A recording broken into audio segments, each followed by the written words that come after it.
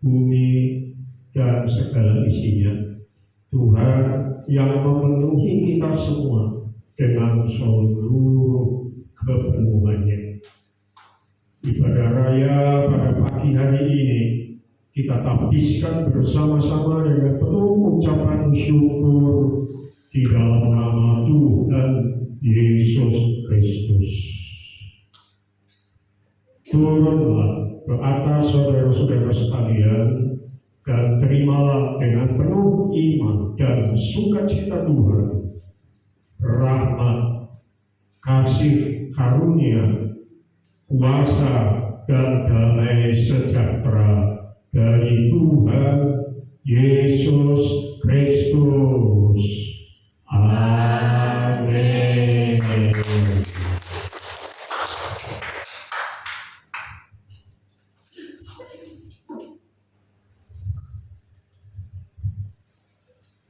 Shalom. Shalom. Pada pagi hari yang indah ini kita boleh datang bersama-sama. Kita rindu untuk menyembah Tuhan kita rindu untuk menyenangkan hatinya, dan kita akan lebih lagi kita mencari berkatnya, kita mencari kesetiaannya bagi kita. Kita percaya Tuhan Yesus baik bagi kita. Ku bawa korban syukur.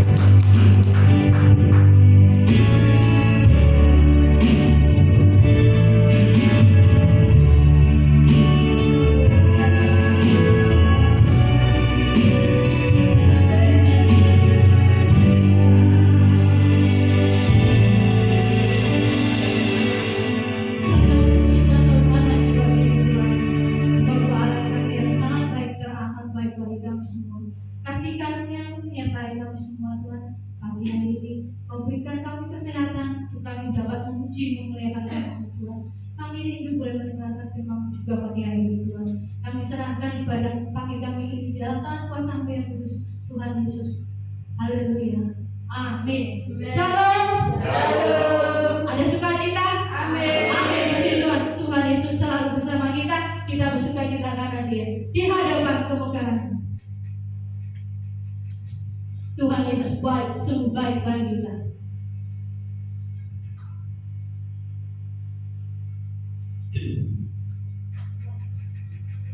Mari kita balik berdiri, kita menaikkan pujian ini di hadapan kemegahan.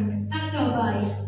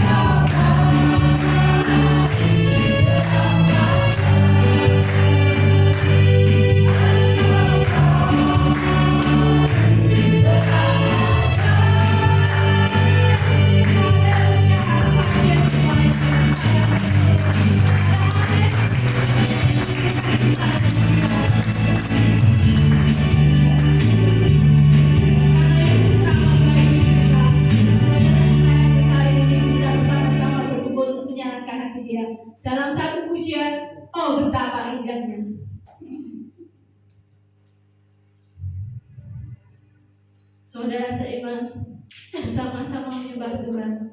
Kita bersama-sama bersukacita bagi Tuhan.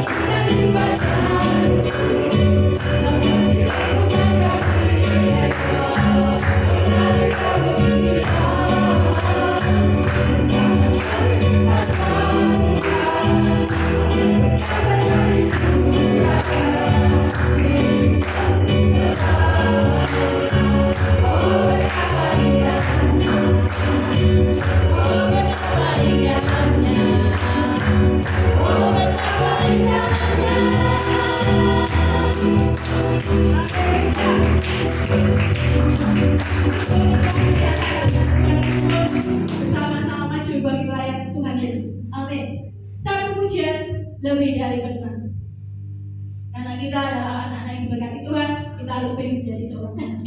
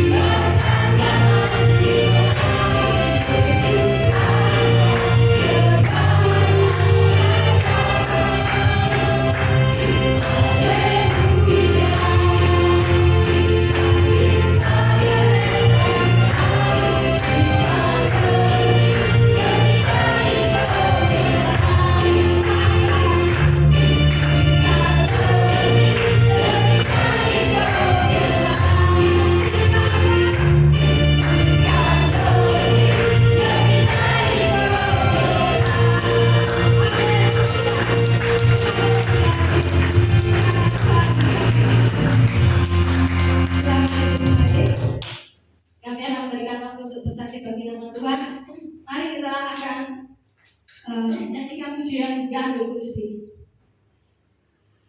Setiap hari kita tidak bisa terlepas dari Tuhan Yesus. Kita mau gantung Tuhan, kita mau ikut Tuhan. Setiap kehendaknya adalah yang terbaik bagi kita. Amin.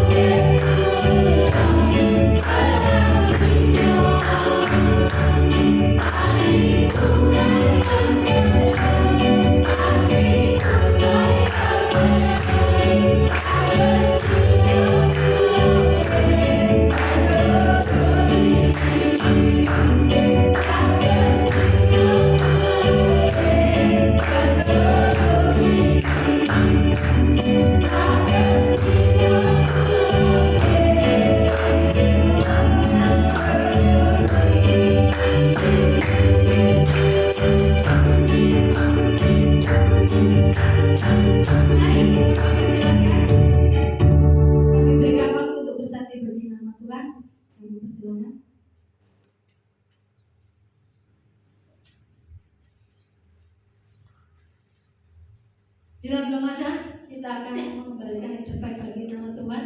Kita akan doa terlebih dahulu. Kita akan ambil persembahan kita. Bapa yang mulia, mengucap syukur setiap berkat-Mu yang Tuhan berikan bagi kami anak-anak-Mu. Tiada berkesudahan dan tiada terbatas Tuhan. Semua ini karena kemurahan-Mu di dalam hidup kami. Kami kembalikan yang dapat kami yang terbaik untuk kemuliaan-Mu di depan ini. Terima kasih Tuhan Yesus. Di dalam nama Tuhan Yesus Kristus kami sudah berdoa. Haleluya, amin. Satu pujian aku persembahkan. Ini aku semua milik.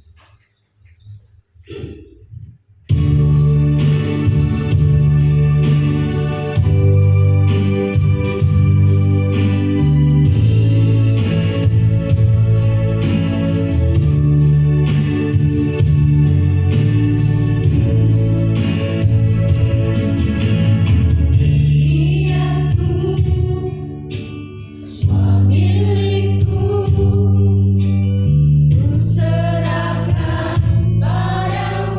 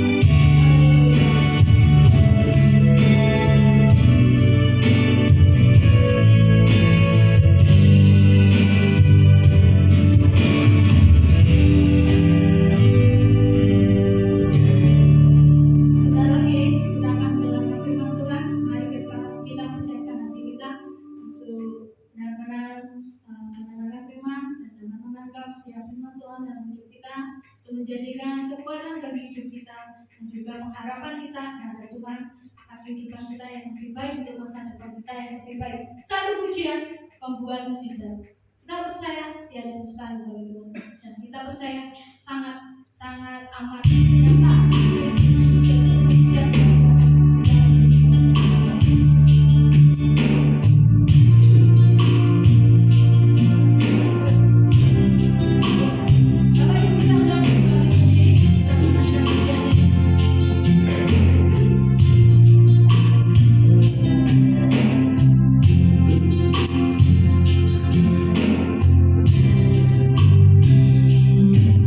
Kiranya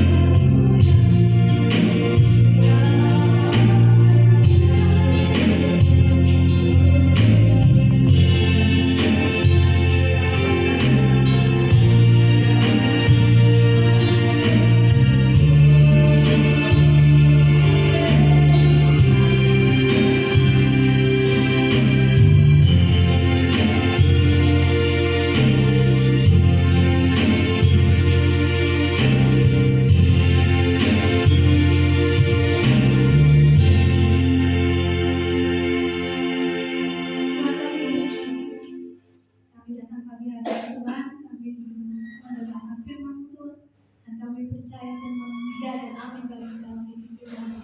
Kami percaya Tuhan, Kau berkuasa dan Kau berkata-kata pagi hari ini melalui hamba-Mu yang Tuhan urapi, sehingga firman Tuhan dapat bertumbuh subur di dalam kehidupan kami dan berbuah di dalam kehidupan kami. Layakkan kami Tuhan untuk mendengarkan firman-Mu. Setiap firman-Mu Tuhan adalah kekuatan dan rema dalam hidup kami Tuhan. Terima kasih Tuhan Yesus. Hanya di dalam nama Tuhan Yesus Kristus kami sudah berdoa. Haleluya. Amin. Silakan duduk waktu selanjutnya lagi.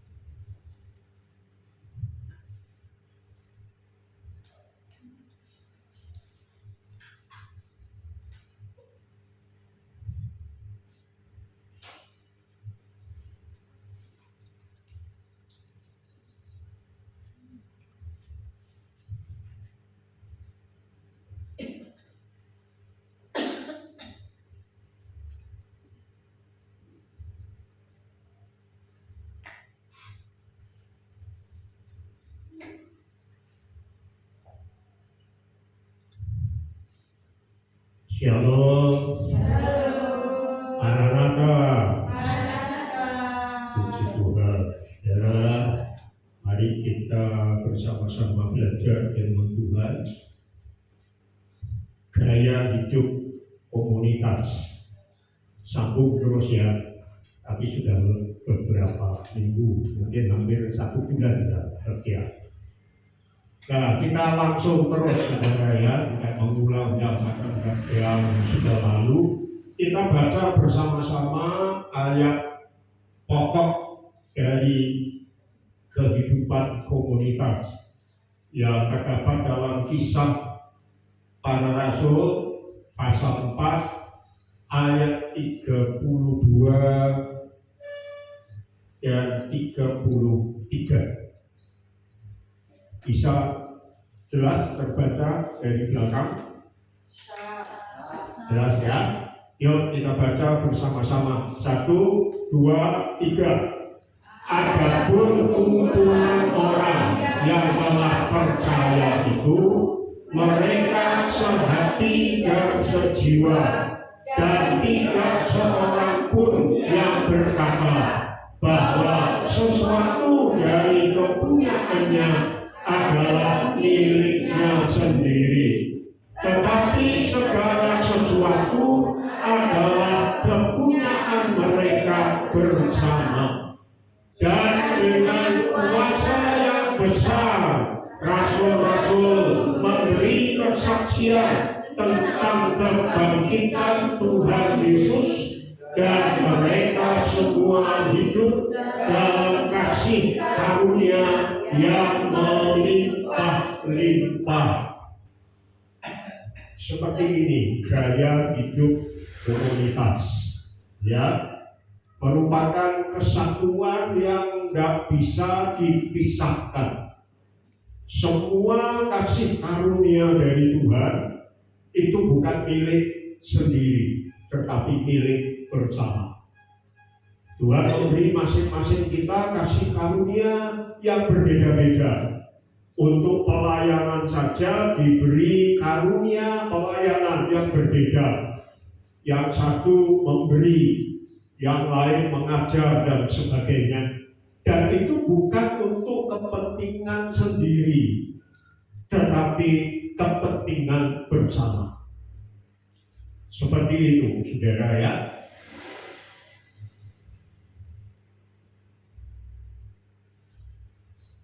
Oh sorry, saya salah klik. Harusnya mulai dari slide tertentu, tadi nggak teliti. Ini sudah kita lewati.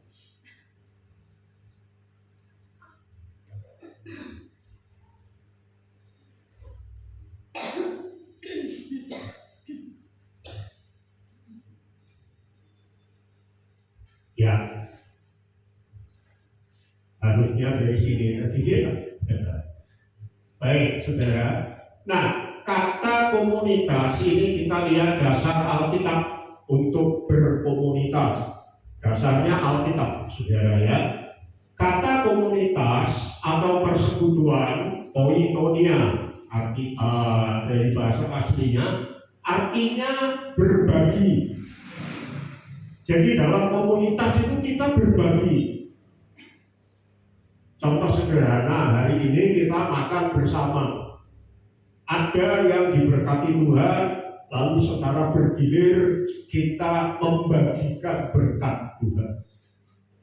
Nah, makanan ini dikerjakan oleh keluarga tertentu dari milik mereka, timun mereka sebelumnya. Ya, jangan asal mereka. Tetapi ketika kita berkomunitas lalu dipersembahkan untuk makan bersama, maka sekarang makanan ini milik kita bersama. Amin. Jadi kalau ada jangan asap, milik kita bersama. Semua berhak untuk ambil. Semua berhak untuk merasakan. Karena memang komunitas itu artinya pertama berbagi. Jadi pengalaman rohani kita juga perlu dibagikan dalam bentuk kesaksian dan sebagainya. Berpegang pada hal yang sama. Jadi kita gandol Gusti, pegangan kita Gusti Yesus. Kita punya pegangan yang sama. Percaya kepada Tuhan yang sama. Punya kasih yang sama dari kasih Tuhan. Dan itu terus-menerus ada di sekeliling kita. Ya, yang menerima lebih berbagi kepada yang kurang, sehingga ada keseimbangan. Begitu, saudara ya. Hal yang sama yang dimiliki atau milik bersama adalah hubungan pribadi yang mulia dan luar biasa dengan Allah melalui Yesus Kristus. Jadi pokok utama yang kita miliki bersama itu apa? Mobil, sepeda motor. Ternyata intinya bukan itu. Itu hal-hal materi, itu bisa mengikuti tergantung kepada gerakan Roh Tuhan. Saudara, dan yang mau digerakkan. Hah? Dan yang mau digerakkan.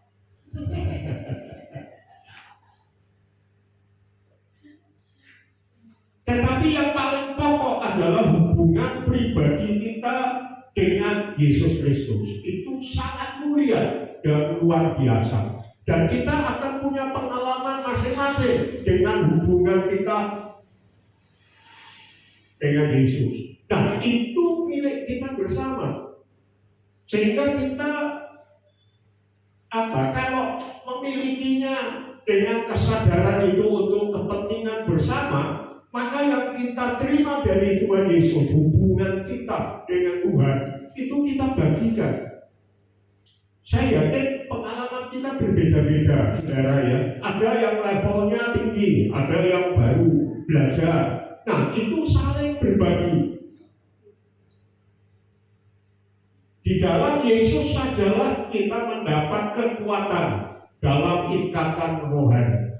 Jadi kalau kita sedang kuat, lalu ada yang lemah, kita membagikan kekuatan kita kepada yang lemah.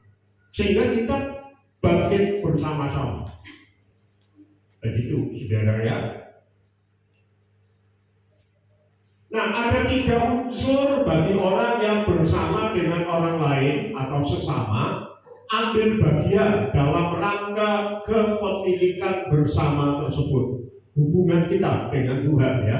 Berkat-berkat, kalau saudara baca Efesus pasal 1, pasal 2, pasal 3, itu mengenai berkat Tuhan yang sudah disediakan di surga bagi kita. Saya sudah pernah mengkhotbahkan itu secara berurut. Ada belasan berkat yang tertulis di Efesus pasal 1. Nah, itu bukan hanya milik kita bersama. Kalau saya sudah terima berkat nomor 1, saya nikmati. Yang lain barangkali nomor 1 belum menikmati. Maka saya pertama bagikan pengalaman. Oh, ternyata ada berkat begini loh. Kamu juga bisa mengalami. Nah, itu kita share dulu. Jadi tidak ada yang bertumbuh sendirian. Terus ngenyek yang di bawahnya. Enggak. Tetapi kita semua, hubungan kita dengan Tuhan. Ketika Tuhan memberi kita berkat tertentu, maka berkat tertentu itu kita share menjadi milik bersama. Begitu ya. Nah, ada 3 hal atau 3 unsur, saudara. Yang pertama, masing-masing orang mempunyai tanggung jawab atau bagian terhadap pemilikan bersama. Ya, masing-masing punya tanggung jawab. Jadi kita harus menanggung jawabi hubungan kita dengan Tuhan, pengalaman kita dengan Tuhan itu terhadap kelompok kita bersama. Jadi karunia diberikan secara berbeda-beda.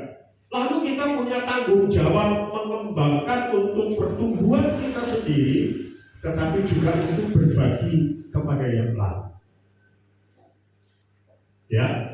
Lalu yang kedua, masing-masing orang wajib memberikan kepada orang lain apa yang menjadi haknya dalam rangka pemilikan bersama. Jadi masing-masing kita tahu hak yang bisa kita terima dari Tuhan. Nah, hak itu harus disadari bukan hanya milik kita sendiri, tetapi milik bersama. Itu ya.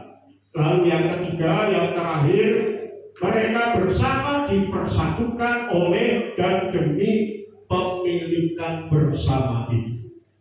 Keselamatan, hidup selamat, hidup menerima, hidup kekal dari Tuhan. Itu milik kita bersama. Saudara, dan itu tanggung jawab kita bersama. Kalau ada seseorang pas lemah, lalu dia merasa jauh dari Tuhan, dia merasa kok saya ketoknya sudah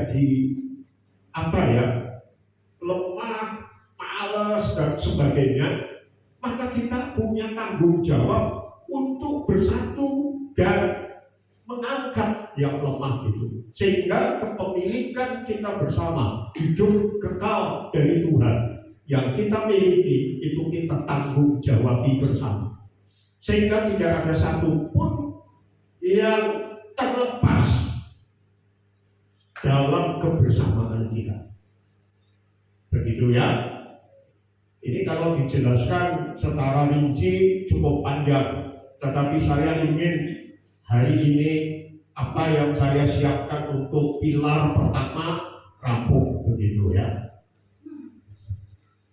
Nah, sebelum masuk di sini, saudara, saya ingin memberi satu ilustrasi. Saudara pernah melihat orang yang kembar siam? Kembar siam itu bukan 3 anak kembar ya, yang 1, 2, 3 lalu kemana-mana pakaiannya kembar, tetapi kembar siam itu adalah 1 badan, tetapi 2 kepala. Itu kembar siam. Pernah lihat di duet? Belum ada ya? Jangan ada besar. Nah, kadang-kadang ada yang sudah disurvei oleh dokter sedemikian rupa sehingga bisa dipisahkan, tetapi ada yang nggak bisa dipisahkan. Nah, ini sekedar ilustrasi. Koinonia, persekutuan kita, itu seperti kita ini kembar siam. Kepalanya banyak, tetapi tubuhnya satu. Tubuh Kristus seperti itu, saudara. Anggota tubuhnya banyak, tetapi kepalanya Yesus Kristus. Kita semua punya kepala sendiri, tetapi juga kepala Yesus Kristus. Lalu kita seperti kembar siam yang tidak bisa dipisahkan. Kalau satu mati, yang satunya mati. Jadi kembar siam, koinonia itu ada seorang ahli teologi yang berkata punya golongan darah K. Nah, golongan darah K-nya itu adalah koinonia. Golongan darah kita sama, yaitu oleh karena darah Yesus Kristus. Saudara, kalau kita datang ke lab lalu cek golongan darah kan beda-beda ya. Ada yang A, ada yang B, ada yang O. Sekarang lebih rinci lagi. O itu ada O yang ini, O yang itu, A juga begitu. Dan kalau kita perlu transfusi, maka harus pakai golongan darah yang sama. Nah, kembar siam kita itu adalah dalam hal bukan badannya satu, kepalanya banyak, tetapi golongan darah kita cuma satu, yaitu golongan darah dari Yesus Kristus. Kita ditebus oleh darah Yesus, kita punya golongan darah yang sama. Amin. Jadi seperti itu, saudara, terikat jadi satu, tidak bisa dipisahkan. Karena di dalam roh, kalau golongan darahnya sama, saudara, maka biasanya banyak persamaan karakter dan sebagainya dan sebagainya. Saya hampir saja pernah tergiur untuk membeli buku-buku tentang golongan darah. Golongan darah A itu tidak boleh makan apa, ya, karakternya kayak apa, golongan darah B kayak apa. Akhirnya saya pikir-pikir, saya kan tidak selalu ngecek golongan darah orang. Ngapain beli buku ini? Tetapi cukup kalau ke toko buku, ada toko buku yang tidak melarang orang membaca. Tetapi ada toko buku yang melarang. Karena apa? Sudah kebangetan. Yang datang itu para mahasiswa yang mau nyusun karya ilmiah. Kalau beli semua buku yang dibutuhkan itu cukup mahal. Akhirnya mereka pergi ke toko buku, baca, di foto, di itu. Nah, saya lakukan itu, saudara. Ingin tahu golongan darah A itu apa? Jadi ke toko buku. Tidak perlu beli, dibaca. Oh, karakternya ini. Kalau perlu bawa handphone, dicepret. Ini yang perlu. Ini yang perlu cepret, gitu ya. Nah, golongan darah kita sama. Golongan darah kita K, koinonia. Golongan darah kita K, Kristus Yesus. Amin. Sehingga kita punya kehidupan yang tidak berbeda dan saling menguatkan itu ya. Lalu ini, saudara, untuk menggambarkan komunitas palsu dengan komunitas yang asli. Komunitas yang palsu, saudara, itu tindakan ini saudara A, ini saudara B, punya tindakan yang berbeda, punya pikiran yang berbeda, punya perasaan yang berbeda. Ya, kemudian di bawah sadarnya punya motivasi yang berbeda, punya ingatan yang berbeda, punya sikap yang berbeda. Dan kita punya secara manusiawi itu berbeda satu sama lain.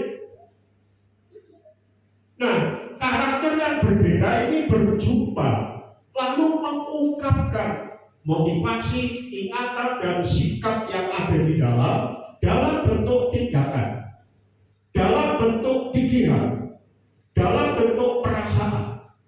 Nah, ketemu dengan yang berbeda. Nah, ini kadang-kadang konflik.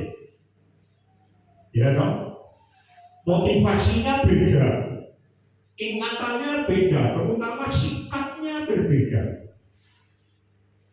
Lalu ketemu, nah sering konflik, salah ngomong, dor, ya, salah tindakan, dor. Perasaannya juga berbeda.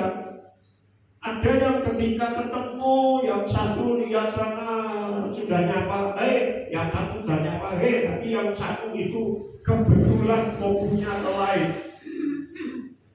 Nah, perasaannya bisa berbeda. Ada yang berperasaan, oh ini pas perhatian ke sana kok, tidak apa-apa. Berarti dia bukan tidak peduli aku atau meremehkan aku, dia pasti akan perasaannya bagus seperti itu. Tetapi ada perasaan yang sensitif. Kurang ajar ya, sopo mereka orang. Nah, konflik. Nah, ini kalau terus dipertentangkan, ada tembok. Sudah. Jadi tindakan lawan tindakan yang berbeda, ada tembok, nggak bisa nyambung, nggak bisa apa ya? Nyambung tidak. Nggak bisa nemu, nggak bisa ambil keputusan bersama, bertentangan. Adanya adu argumen.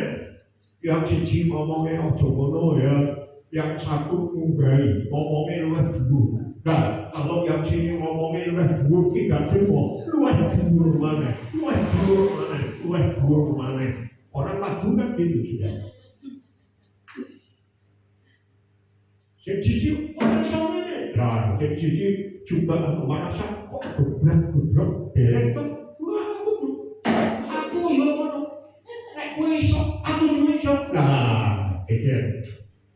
Karena apa? Ini yang ada di dalam berbeda, sehingga keluarannya berbeda. Ini manusia dalam kita, motivasi, ingatan, sikap itu dari dalam. Nah, ini berbeda dan tidak bisa terima satu sama lain. Maka di dalam keluarannya tindakan, pikiran, perasaan, kalau padu mulut, nek wis ngucap rai setaran, adu jotos. Nah itu ada tembok. Roh Kudus nggak bisa tembus karena temboknya. Ini komunitas palsu. Ada dinding penghalang, penyangkalan. Nah ini hanya untuk ketemu saudara. Pendeta untuk penyelesaian orang ketemu. Mana yang siji ngotot, yang siji ngotot. Nah, orang terima mana ke psikiater, psikolog, psikiater itu nanti ganggu ya, perlu diobati dan sebagainya. Itu psikiater. Dan psikolog kejiwaan dulu. Orang ketemu, karena apa? Ada tembok. Dan Roh Kudus juga yang bisa tembus, saudara. Itu komunitas palsu. Banyak gereja pecah, banyak jemaat yang kemudian ada kelompok-kelompok tertentu, lalu kalau pas tinggi perbedaannya bisa pecah. Itu bibit-bibit perpecahan. Karena apa? Seperti ini. Jadi motivasinya dan sebagainya berbeda, lalu tindakannya bertentangan. Nah, temboknya yang bisa dirobohkan. Tembus.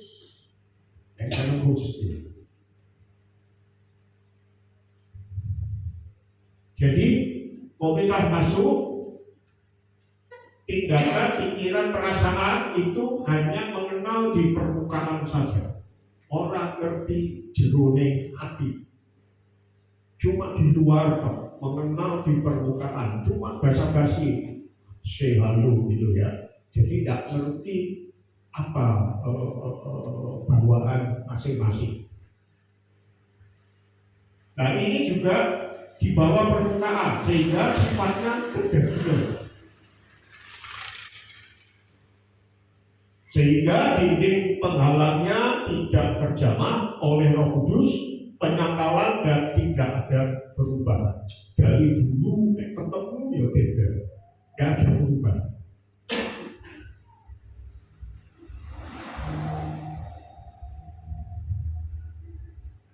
Nah kemarin kita sudah belajar, sudah agak lama, kalau di dalamnya itu ada keburukan, kejahatan, dosa, niat jahat, piala, buroko, piolo, ini butuh bahasa Indonesia ya, piolo. Nah, di Indonesia kan beda banget ya, piolo ada piala, piala itu mahkota.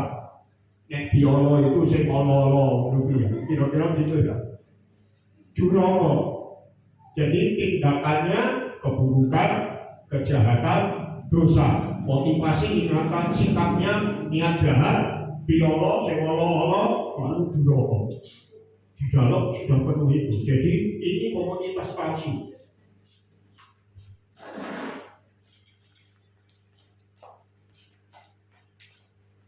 Nah, sekarang kita lihat komunitas sejati.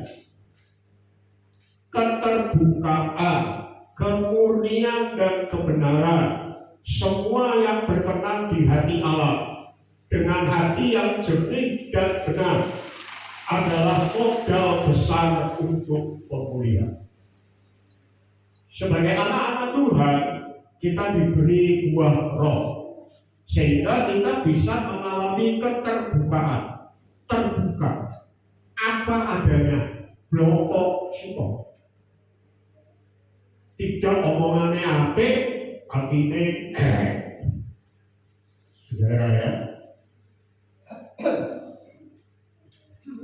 Nah, keterbukaan ini dipengaruhi oleh kemurnian. Jadi murni, wis ora ono trik-trik, ora ono siasat. Wah, kok bakal ngene noe yo, ketoke apik tapi kok jegal, enggak ada. Murni apa adanya. Kebenaran, tidak ada kepalsuan. Ngomong yo, orang itu kebenaran. Semua yang berkenan di hati Allah. Jadi yang dipikir, yang diniati itu semua yang berkenan di hati Allah. Jadi kalau masing-masing kita seperti itu, saudara, maka koinonia, persekutuan itu akan langgeng, bisa nyambung terus. Dengan hati yang jernih dan benar, itu modalnya kemurnian dan sebagainya. Itu adalah modal besar untuk pemulihan. Jadi kalau kita memiliki keterbukaan seperti ini, maka hubungan satu sama lain, persekutuan, koinonia, itu bisa mudah terjadi. Lewat keterbukaan kepada Allah dan sesama terjadi pemulihan. Saudara, banyak orang punya masalah dengan saudaranya yang lain, dengan orang lain, karena ada banyak yang di dalam hatinya itu disimpan. Mungkin saya pernah bersaksi ya, akar kepahitan dari seorang anak kepada orang tuanya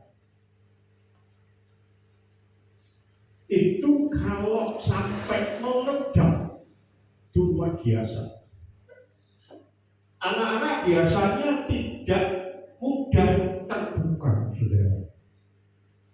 Kita semua pernah jadi anak, ya toh? Nah saat ini barangkali yang sudah pernah jadi anak sekarang jadi bapak, sekarang jadi ibu. Yang pernah jadi bapak, jadi ibu, sekarang barangkali sudah ada yang jadi opa, oma, eyang aku, eyang putri. Nah, di dalam keluarga, keluarga adalah komunitas yang paling kecil. Keluarga inti, namanya keluarga nuklir. Ya, itu kalau ada hal-hal yang dindeng, saudara, wah, itu suatu saat bahaya banget. Anak-anak seringkali takut untuk mengungkapkan perasaan tidak puasnya kepada orang tua. Ya, mau nyawa, mau beber, kok dikualat wong tua. Ya, jadi dindeng. Nah, di dalam pelayanan konseling para pendeta, saudara, seringkali yang kami hadapi paling berat adalah kepahitan seorang anak kepada orang tua. Karena apa? Tidak ada keterbukaan. Dindung terus. Sehingga kadang-kadang ada anak yang ketika dilayani konseling, dia terungkap, akhirnya terbuka. Ada banyak anak yang berkata seperti ini, besok aku gede, aku orang pengen koyok bapakku, aku orang pengen koyok ibu. Karena apa? Dia diperlakukan terus-menerus dengan tidak bisa ada keterbukaan. Apalagi kalau orang tuanya itu otoritas banget, otoriter banget, saudara. Pokoknya ada anaknya meh bales, meh komen, gua langsung digerak. Anak-anak tertekan dari disipan. Nah, ketika konseling, ada kebaktian, ada kebangunan rohani, lalu ada konseling. Nah, itu baru bisa diungkapkan. Saudara, dan banyak pendeta kaget ketika melayani anak-anak dengan kasus kepahitan kepada orang tua. Dan itu sulit untuk dipulihkan, saudara. Karena apa? Terjadinya bertahun-tahun. Mulai dari bayi terus bertumbuh. Dan jeleknya, saudara, secara psikologis banyak terbukti. Anak-anak yang sering berkata, aku besok orang gelem koyok wong tuaku, itu akhirnya melakukan hal yang sama seperti orang tua kepada anak-anak. Nah, itu terjadi terus. Nah, oleh karena itu harus ada pembaharuan komunitas. Dan komunitas paling kecil itu adalah keluarga kita. Apalagi kalau keluarga kita keluarga Kristen, harus dibiasakan keterbukaan di dalam. Supaya apa? Koinonianya, persekutuan di dalam keluarga secara manusiawi maupun secara imani, maka itu terus mengalami keterbukaan yang membangun satu sama lain.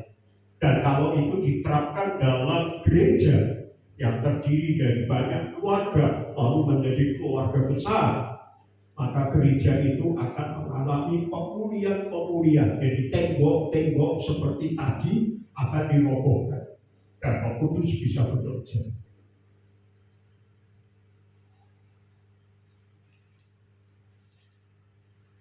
Komunitas sejati lebih dari sekedar berkumpul bersama.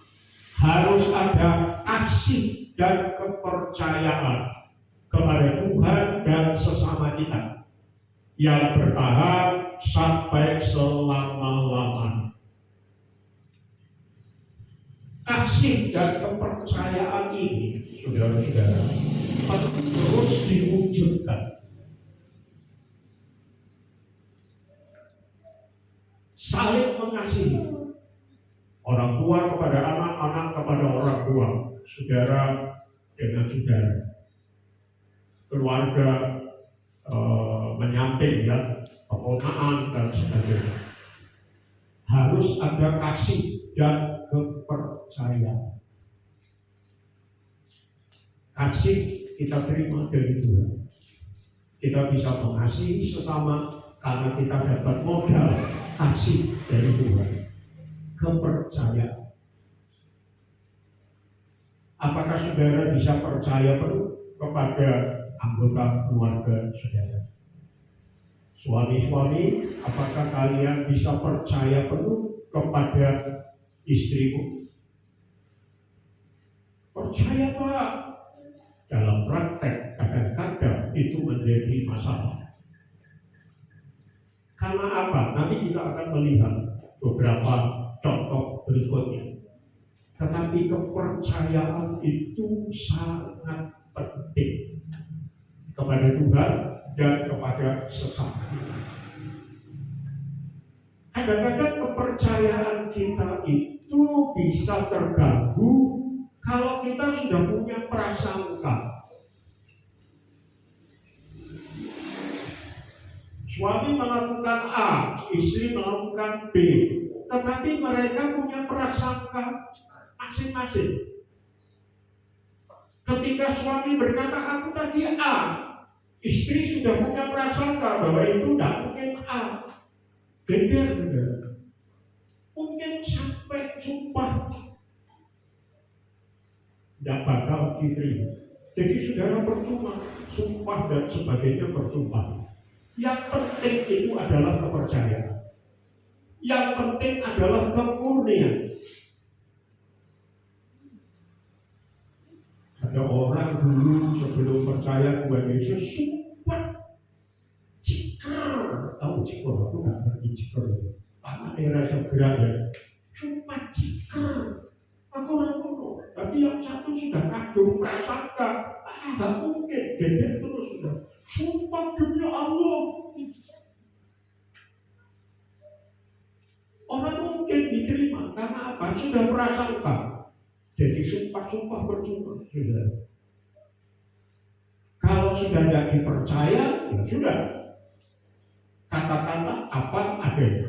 Nah, dalam keluarga, dalam komunitas, kasih dan kepercayaan itu sangat penting.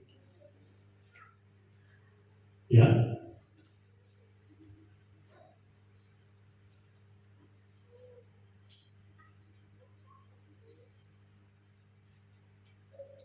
Ya, kita lewati.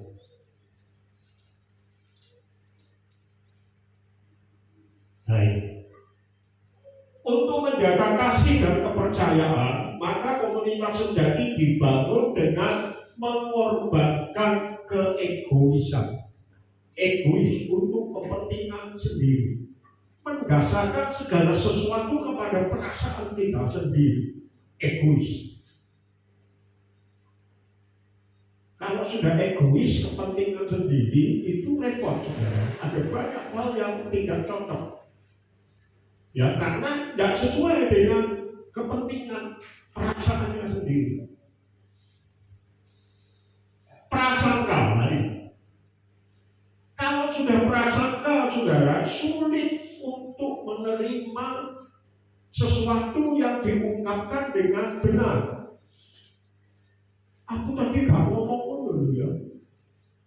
Tapi kalau sudah prasangka, saudara-saudara, dan prasangka itu kadang-kadang tidak terlalu hanya sikat muka saja itu sudah membuat orang prasangka. Jadi hati-hati.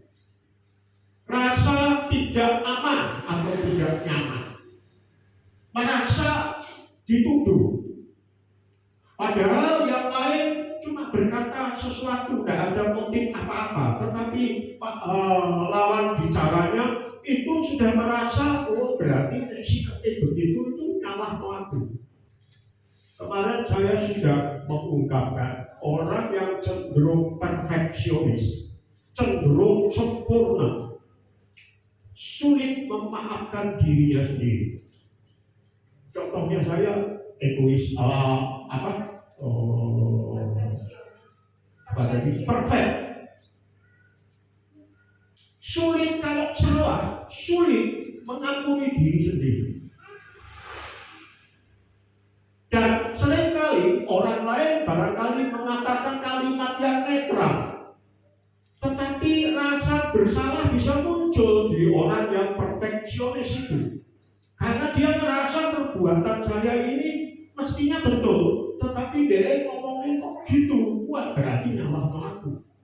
Padahal ngomongnya nggak bermaksud untuk menyalahkan.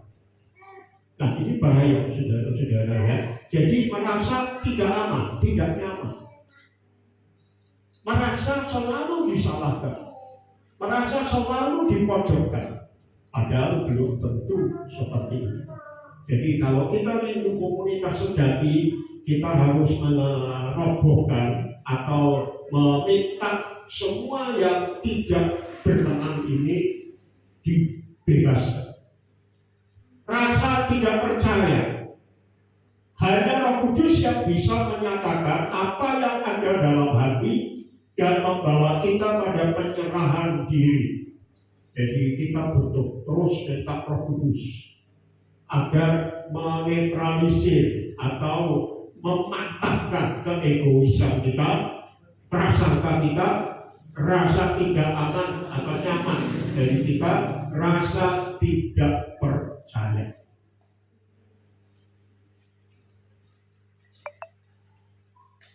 Nah, sekarang ini halangan alami untuk membangun komunitas. Kita melihat diri kita sendiri masing-masing saudara ya. Apakah ada hal-hal seperti ini di dalam diri saya, dalam diri saudara? Halangan untuk membangun komunitas apa saja?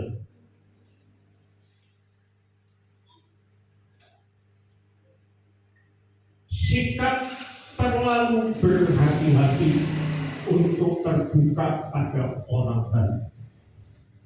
Hati-hati banget untuk omong apa adanya dengan orang baru, sehingga dalam pertemuan terjadi macet saudara. Ya, tidak bisa saling mengisi, tidak bisa diskusi dengan baik. Karena apa? Dia selalu berhati-hati untuk terbuka. Aku kan ngomong apa adanya, tapi kok disiarkan kemana-mana lalu tertutup. Ya, jadi kita harus belajar, memang butuh waktu terbuka kepada orang. Memang saudara itu perlu proses, ya. Tetapi jangan kalau di antara kita yang sudah sering bertemu, biarlah kita punya sikap yang sudah saling mengenal sehingga tidak sulit untuk terbuka satu sama lain. Ingin supaya semua terjadi seperti yang kita inginkan. Saudara, kita ingin semua orang menuruti cara kita. Jadi kalau kerjasama itu sulit, saudara. Selalu yang dipersoalkan caraku atau caramu. Kalau mau kerjasama ya pakai caraku. Kamu harus ikuti caraku terus. Gini. Jadi selalu ingin terjadi seperti yang kita inginkan. Padahal belum tentu yang kita inginkan itu yang terbaik. Jadi kita harus belajar untuk melihat cara orang lain barangkali memang lebih objektif, lebih baik, lebih terbuka. Nah, kalau masing-masing sudah ingin terjadi seperti yang kita inginkan, komunitas tidak akan berjalan dengan baik.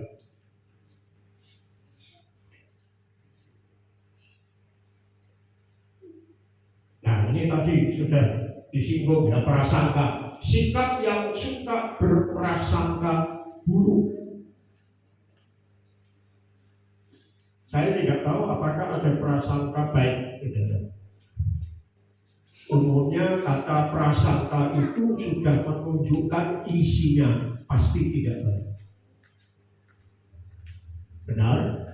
Jadi orang yang suka berprasangka buruk, selalu gerakan orang, selalu tindakan orang diprasangkai buruk, maka komunitas tidak bisa berjalan dengan baik.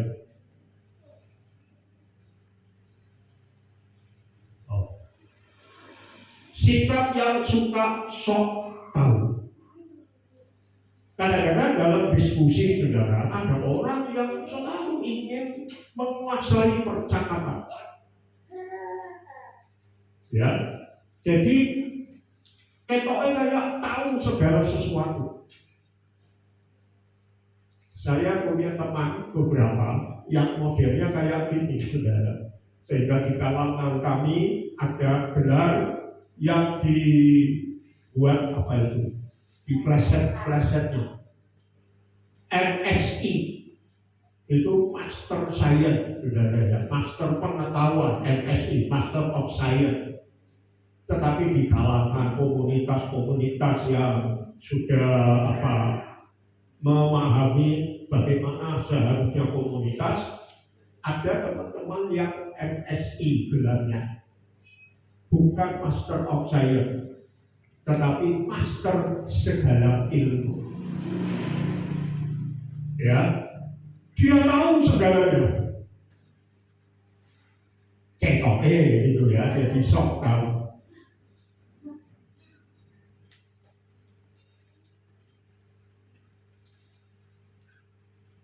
Nah, ini 4 karakter komunitas yang sejati. 1, melihat sesama sebagai ciptaan Allah. Melihat sesama sebagai ciptaan Allah. Kalau kita sudah punya sikap seperti ini, karakter seperti ini, maka kita akan bisa menghargai orang lain. Mungkin dia tidak setua kita, mungkin dia tidak sepintar kita, mungkin dia tidak sehebat kita, sekaya kita, tetapi dia adalah ciptaan Allah. Saya kalau berdoa makan sekarang sudah bertambah. Biasanya saya berdoa makan itu, Tuhan berkati semua hamba-hambamu, anak-anakmu dengan berkat yang melimpah. Sekarang saya diingatkan Tuhan untuk lebih mengerti bahwa Tuhan itu tidak hanya menciptakan anak-anaknya dan hamba-hambanya, artinya manusia. Doa makan saya sekarang begini, Tuhan berkati semua makhluk ciptaan, anak-anakmu, hamba. Saudara, dan kami berdua sudah terbiasa memperlakukan makhluk lain yang bukan manusia seperti makhluk yang juga merupakan komunitas kita. Mungkin tetangga-tetangga sonok heran juga kalau ada walet-walet yang mencolok di kabel-kabel itu, kita ngomong, selamat pagi. Dan tidak jarang, saudara, walet-walet itu ketika dijak ngomong, itu kepalanya bisa menengok ke kita. Lalu tak buatkan kabel-kabel yang di bawah teras, tembok teras, saudara, beberapa. Karena pernah satu kali ada yang mencolok di dalam, sebelum tak buat beberapa cabang kabel. Lalu setiap kali mereka mencolok di 3 kabel utama yang di luar itu, saya dan istri juga kadang-kadang ngomong, ayo mencolok di dalam sini loh. Dan apa yang terjadi, saudara, sudah beberapa kali mencolok di kabel yang di bawah tembok teras. Artinya bisa komunikasi. Nah, komunitas yang sejati, yang rohani, kita perlu melihat sesama sebagai ciptaan Allah, apalagi sesama manusia. Yang kedua, melihat dan percaya akan karya Allah dalam hidup kita. Percaya bahwa Tuhan bisa bekerja dalam hati saya, juga bisa bekerja di dalam hati saudara, sehingga hidup kita bukan hidup saya, bukan hidupmu, tetapi hidup kita. Ketika kita berkomunitas, kita harus percaya bahwa karya Allah dalam hidup masing-masing kita itu bisa terjadi. Dan kita bisa share karya Allah di antara kita. Tapi kalau saudara ketemu lalu saudara sudah anggap, oh dia baru Pak, apa iso ngomong-ngomong kayak gini, apa iso ngerti, berarti kita sudah menutup diri. Kalau dia mengungkapkan sesuatu, kita anggap pengalamanmu kan masih semiring, tidak akan terjadi komunitas. Oleh karena itu kita harus melihat dan percaya karya Allah bisa terjadi dalam hidup kita masing-masing. Tidak peduli usia, tidak peduli pengalaman, karya Allah bisa. Sehingga kita share, ketemu dengan orang yang baru, kita ngerti. Lalu justru kita ngerti juga orang baru harus diperlakukan seperti apa. Saudara sudah hidup sebagai anak Tuhan 10 tahun. Pengalaman hidup saudara dengan Tuhan harusnya juga sudah 10 tingkat begitu ya.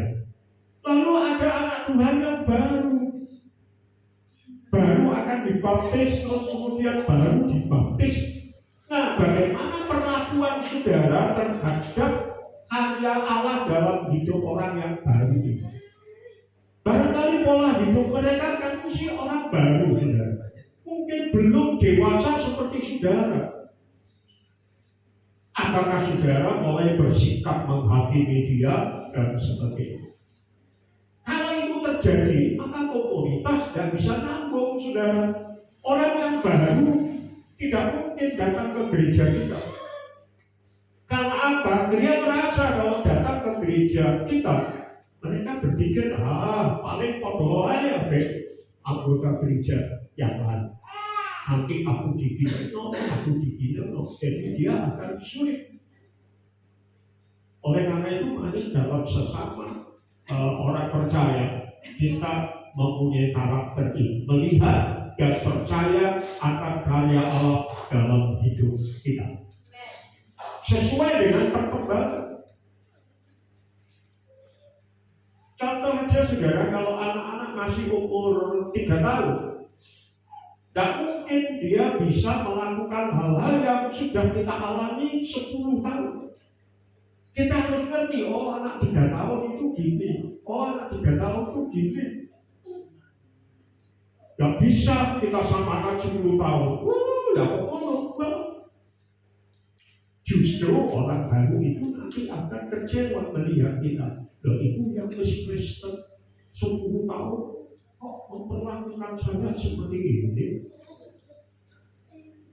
Jadi mari kita jadi anggota komunitas yang punya karakter ini. Yang ketiga, melihat semua yang terjadi sebagai sarana Allah untuk pertumbuhan bersama. Semua yang terjadi baik atau buruk, kita harus melihat itu sebagai cara Tuhan, sarana Tuhan. Cara Tuhan mendidik kita masing-masing berbeda, saudara. Sehingga kalau ada hal-hal yang mungkin kita masih belum serap, maka biarlah Tuhan akan membuat cara tertentu bagi sesama kita itu untuk bisa tumbuh bersama, saling memahami. Lalu keempat,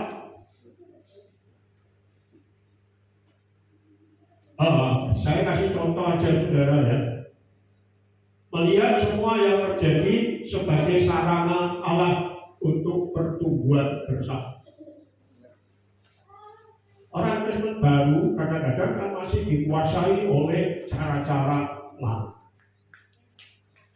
Salah satu keluarga kami ketika omong-omong mengenai sikap terhadap pendeta, saudara tahu, yang baru ini langsung melotok gini. Aku takut nanti bukan hanya kualat saudara ya, tapi masuk neraka. Itu ya, Nah, kita yang sudah pengalaman lama ya, aku tunggu saudara ya, pas ketemu bersama dalam kelompok pertemuan keluarga, terus muncul itu. Nah, saya nggak berani nanti masuk neraka. Yang lain spontan ketawa, saudara. Tetapi kemudian langsung kita arahkan dengan baik, saudara. Kalau langsung kita ngomong, ngawur kok masuk neraka, jadi orang baru, saudara. Nah, lalu dijelaskan. Jadi kita tidak langsung menghakimi, wah salah berarti. Dia perlu bertumbuh melalui sana. Lalu yang terakhir, mendorong sesama untuk masuk dalam rencana Allah.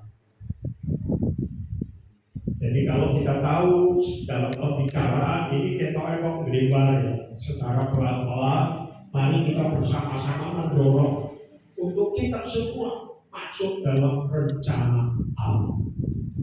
Dengan 4 karakter ini, maka kita bisa menikmati komunitas sejati atau rohani.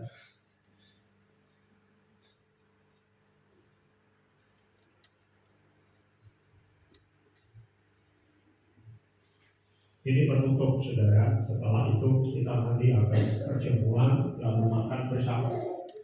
Pertemuan kita secara fisik menurut Matius 18 itu kalau 2-3 orang berhimpun dalam namaku, aku ada. Nah, mari kita sadari setiap kali kita bertemu di gereja atau dalam keluarga atau pesta ucapan syukur dan sebagainya, mari kita sadari bahwa Tuhan hadir di antara kita. Ya, itu penting. Kalau Tuhan hadir, kalau 2 atau 3 orang berhimpun dalam namaku, aku ada di tengah-tengah. Berarti Tuhan hadir. Dan mari kita sadar bahwa ketika kita berjumpa dengan 2 atau 3 orang yang lain, Tuhan hadir. Dan mari kita minta Tuhan pimpinkan dalam pembicaraan. Yang kedua, Tuhan menjamah dan melawan kita.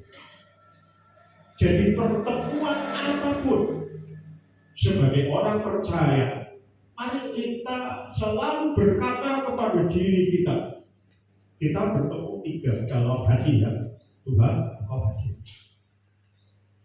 Saudara dan saya yakin, kalau saudara menghormati Tuhan, lalu Tuhan hadir, maka saudara akan betul-betul bersikap yang baik.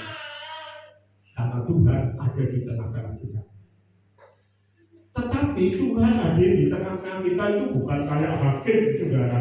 Begitu kita ngomong salah, sengaja. Begitu kita dengar salah, ya. Tuhan hadir untuk apa? Menjamah dan melawan kita. Pertemuan keluarga, Tuhan hadir, Tuhan menjamah. Dan kalau saudara baca lebih dalam Matius 18, Matius 16, maka Tuhan berkata, mintalah apa yang kau ikat di bumi terikat di surga. Apa yang kau lepas di bumi terlepas di surga. Berarti di dalam komunitas kita Tuhan hadir, Tuhan menjamah dan melawan kita, dan doa-doa kita didengar oleh Tuhan. Amin. Oleh karena itu, saudara, mari kita terus ingatkan diri kita. Komunitas kita adalah komunitas Allah. Tuhan selalu hadir di tengah-tengahnya dan Tuhan akan menjamah kita. Amin.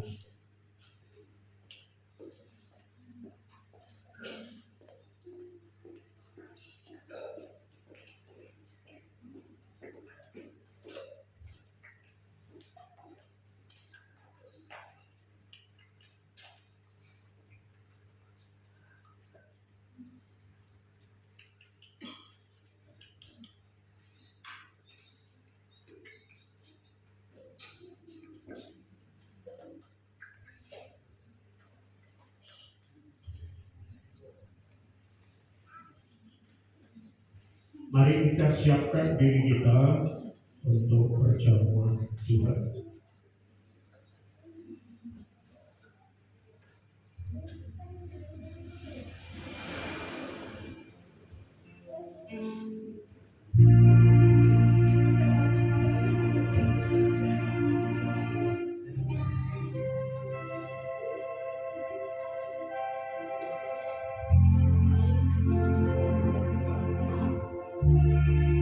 Mari kita berdoa.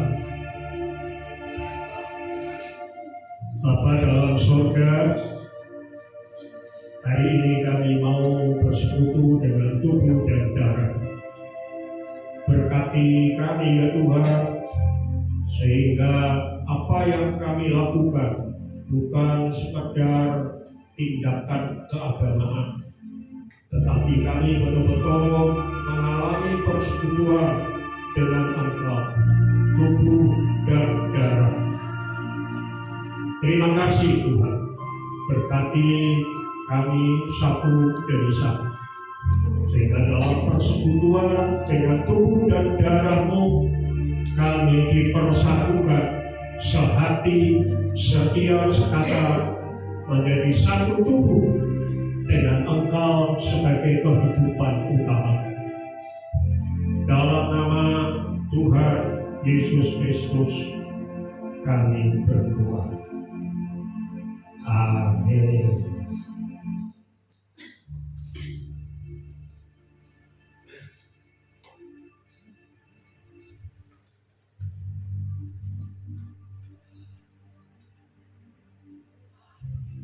Setelah hari malam, Yesus duduk makan bersama-sama dengan ke-12 murid itu.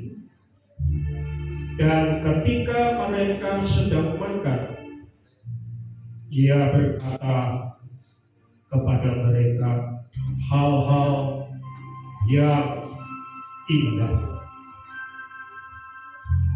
Dan ketika mereka sedang makan itu pula, Yesus mengambil roti, mengucap berkat, memecah-mecahkannya dan memberikannya kepada murid-muridnya dan berkata, ambillah, makanlah, inilah tubuhku.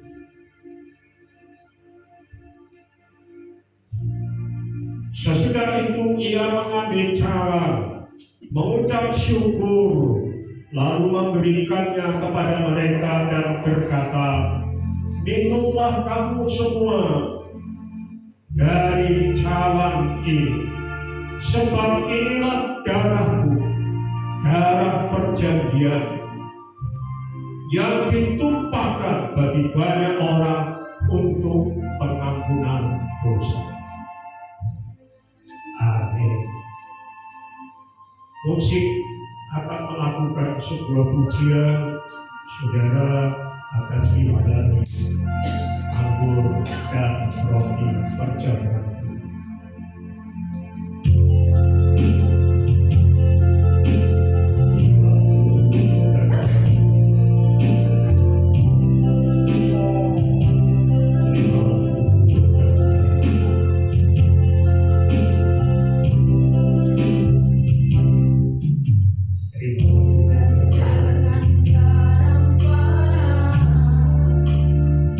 Terima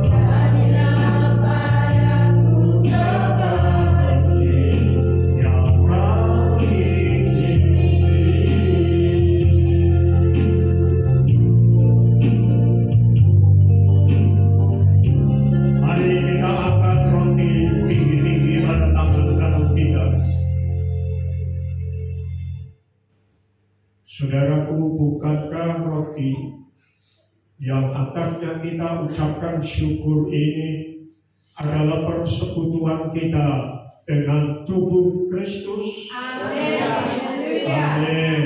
Mari kita makan dalam nama Tuhan Yesus Kristus.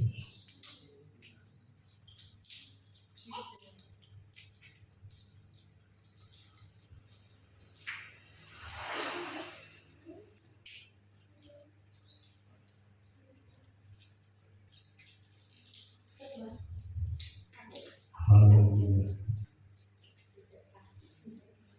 Mari kita angkat cawan anggur tinggi-tinggi dengan tangan kanan kita lebih tinggi dari kepala kita. Saudaraku yang kekasih, bukankah cawan anggur yang atasnya kita ucapkan syukur ini adalah persekutuan kita dengan darah Kristus? Amin. Haleluya. Amin. Mari kita minum dalam nama Tuhan Yesus Kristus.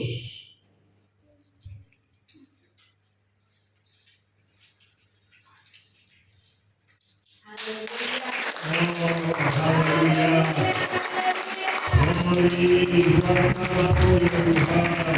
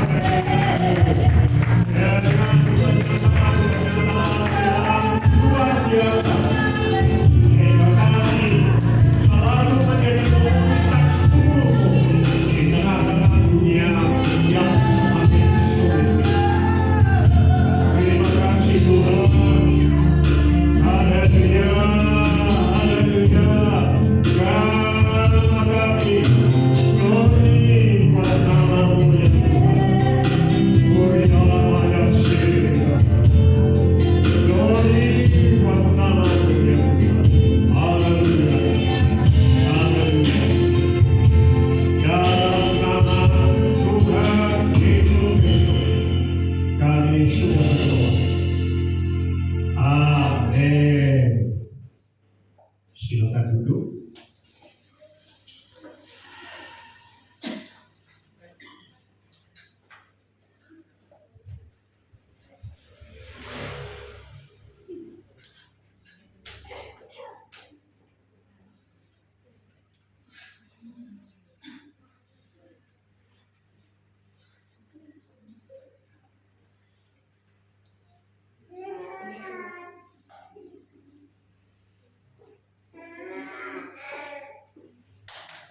Baik, puji Tuhan, Bapak Ibu Saudara, kita sudah diberkati oleh firman Tuhan dan kita sudah menikmati perjamuan Tuhan bersama-sama. Kita akan masuk nanti dalam perjamuan makan bersama persembahan dari keluarga Ibu Lydia Sukina dan Ibu Naomi.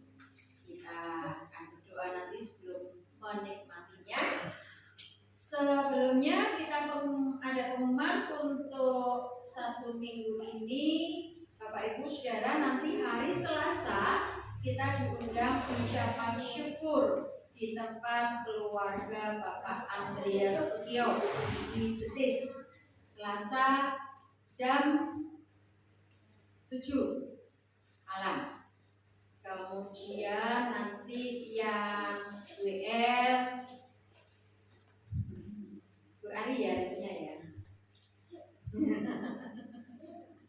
Harusnya Bu Ari, tak tahu nanti ya. Ya. Baik.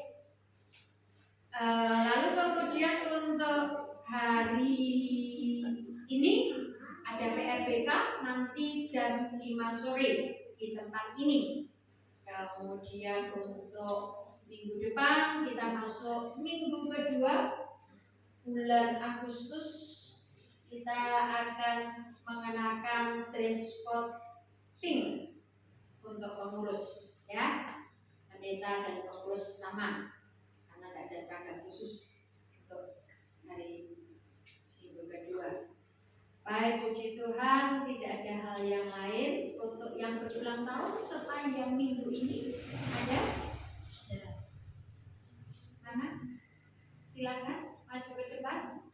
rasa berulang tahun. Ya, puji Tuhan, Bapak Yohanes Yanto berulang tahun tanggal berapa? Tanggal 3. Sudah berapa sekarang? Oh, 30. Baru 35. Jatuh ya. Langkahnya masih jauh. Kita doakan Tuhan terus memberkati. Ada yang lainnya? Satu saja. Baik, kalau tidak ada yang lain, mari kita berdiri bersama-sama. Kita akan angkat tangan kita berdoa arahkan ke Bapak Yohanes Yanto. Nanti Bapak Kepala akan doakan dan kita akan tutup dengan doa. Ya, monggo.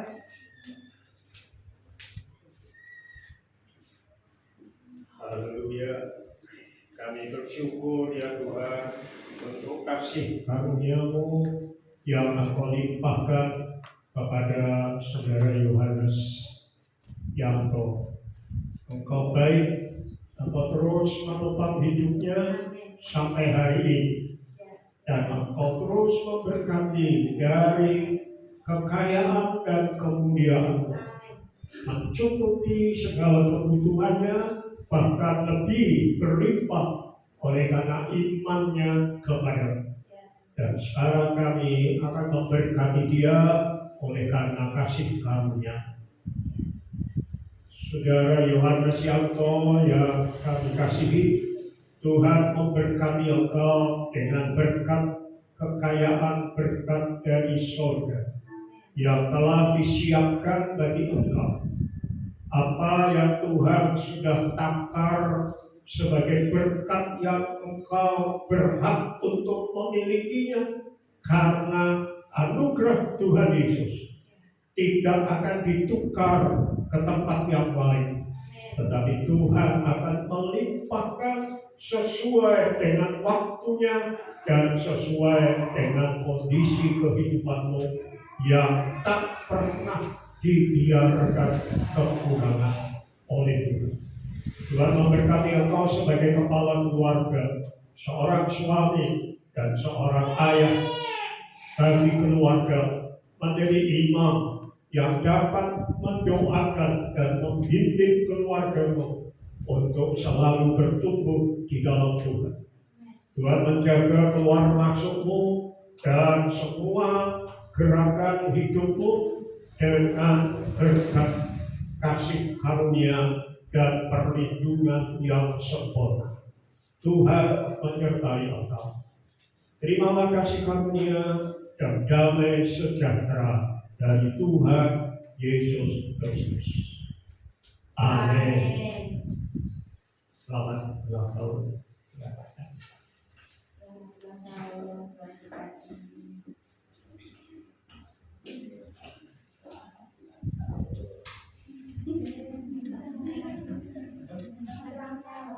Puji Tuhan, saudara. Hari ini saya melihat Dina Estela sudah hadir di tengah-tengah kita. Ya, minggu depan kita akan melakukan acara penyerahan anak. Dan sepanjang di antara 1 minggu ini, nanti kami akan bertemu dengan Wahyu dan kita untuk mempersiapkan penyerahan anak minggu depan. Puji Tuhan. Mari kita bersama-sama berdiri, kita terima berkat Tuhan. Saudara yang kekasih, sebagai komunitas ilahi, Tuhan memberkati kita semua, sehingga Allah menyertai kita. Komunitas ilahi kita akan selalu ada, memuliakan Tuhan, saling membangun, saling menguatkan, saling mengampuni, sehingga kita tidak terpisahkan dan tidak tergoyahkan untuk seterusnya dan selama-lamanya. Terimalah kasih karunia dan damai sejahtera dari Tuhan Yesus Kristus, kasih sayang dari Bapa kita yang di surga, serta persekutuan Roh Kudus menyertai saudara sampai selama-lamanya. Amin.